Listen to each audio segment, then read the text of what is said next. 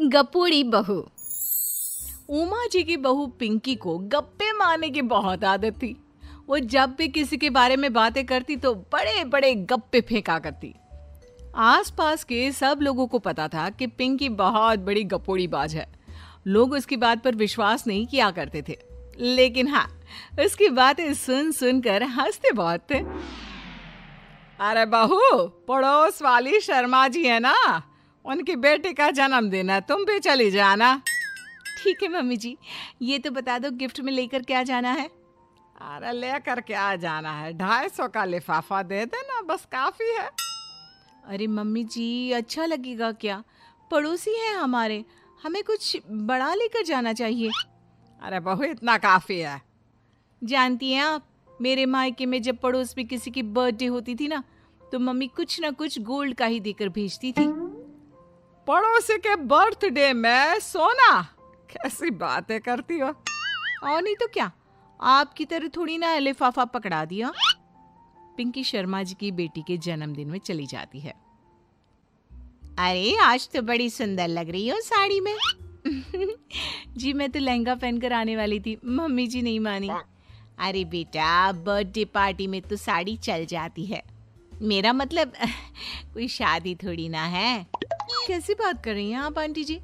मेरे मायके में तो छोटे छोटे फंक्शन भी हम लोग लहंगा बनवाते थे बुटीक से, डिजाइन करवा कर। चाहे पड़ोस में किसी का जन्मदिन हो, मेरी मम्मी हमेशा बुटीक से नया लहंगा डिजाइन करवाती थी।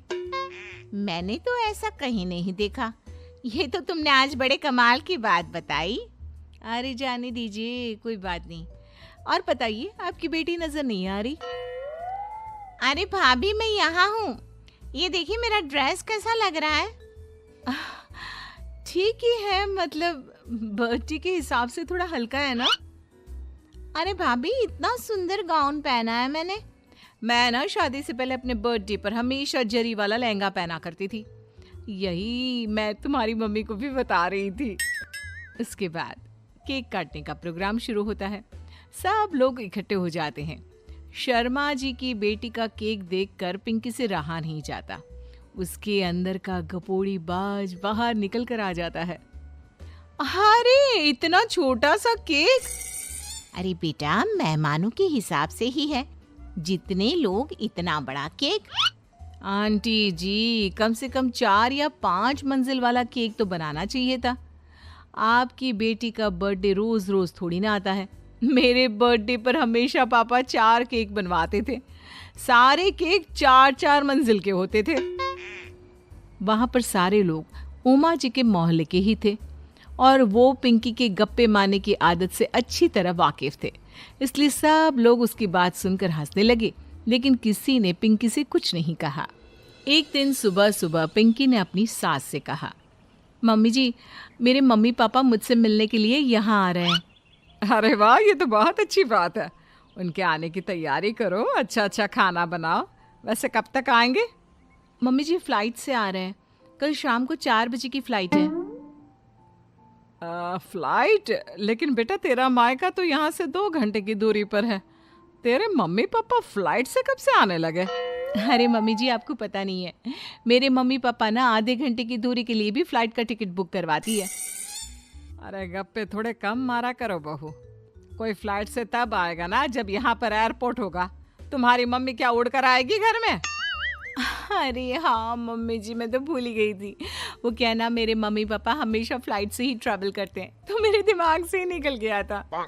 अगले दिन पिंकी के मम्मी और पापा पिंकी से मिलने के लिए उसके घर आते हैं। आइए आइए जी, आपका बहुत बहुत स्वागत है। और समदन जी, हमारी बेटे की कोई शिकायत तो नहीं ना? ठीक से संभाल लिया है ना आपका घर? अरे मेरी बहू बहुत समझदार है, घर का काम बहुत अच्छे तरीके से करती है। बस थोड़ा ज्यादा बोलने की आदत है उसे, आपको परेशान करती होगी ना। बात तो आपकी सही है, उसकी थोड़ा ज्यादा नहीं बहुत ज्यादा बोलने की आदत है। लेकिन कोई बात नहीं, आपकी बेटी दिल की बहुत अच्छी है, बस थोड़ा बोलती ही तो ज्यादा है।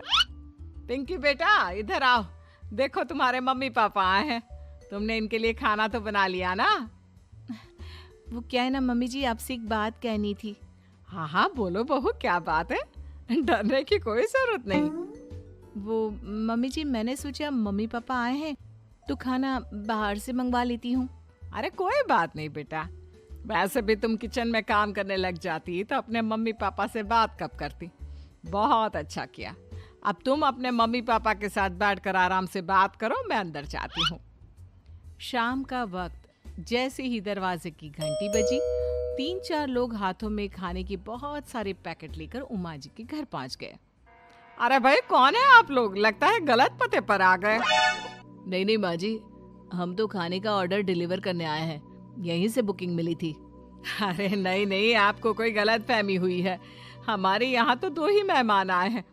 आपके हाथ के पैकेट देखकर लगता है इसमें 50 लोगों का खाना है। माँ जी आपने सही समझा, खाना तो इसमें 50 लोगों का ही है, क्योंकि हमें ऑर्डर यहीं से 50 लोगों का मिला है। अरे लेकिन इतना सारा खाना, कहीं मेरी बहू ने अपनी गप मारने की आदत के चलते ऐसा तो नहीं कर दिया। ये खाना आप रख लीजिए और हमें हमारे पैसे दे दीजिए। अच्छा वैसे कितने का बिल बना है? ज्यादा नहीं, बस 10,000 दे दीजिए। उन लोगों की बात सुनकर उमा जी पिंकी को आवाज देकर वहां बुलाती है। जैसे ही पिंकी वहां आती है, खुश होते हुए उन लोगों को वहां पर खाना रखने के लिए कहती है। अरे इतना सारा खाना क्यों मंगवाया बहू? अरे मम्मी जी, मैंने आपको बताया तो था, मम्मी पापा आए हैं तो मैं खाना बाहर से मंगवा रही हूँ। ये बात सही है बेटा, लेकिन 2 लोगों के लिए 50 लोगों का खाना? अरे मम्मी जी, कुछ कम पड़ जाए तो अच्छा थोड़ी ना लगता है, और मेरे मायके में तो ऐसा ही होता है, एक्स्ट्रा खाना मंगवाते हैं हम लोग। तभी पिंकी के मम्मी और पापा वहां पर आते हैं। अरे बेटा, एक्स्ट्रा खाना मंगवाने का मतलब ये थोड़ी ना होता है कि 2 लोगों के खाने के लिए 50 लोगों का खाना मंगवा लो। और बेटा, तुम्हारी गप मारने की आदत के चलते 10,000 का बिल आया है, तुम्हें नहीं लगता ये गलत है? देखो बहू, बढ़ा चढ़ाकर बातें करना अपनी जगह, लेकिन इतनी बड़ी बड़ी फेंकना भी गलत है ना। पहली बात तो इतने सारे पैसे लगे, और दूसरी बात खाना वेस्ट होगा।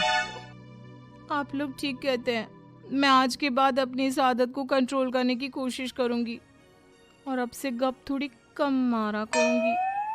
पिंकी की बात सुनकर सब लोग हंसने लगे।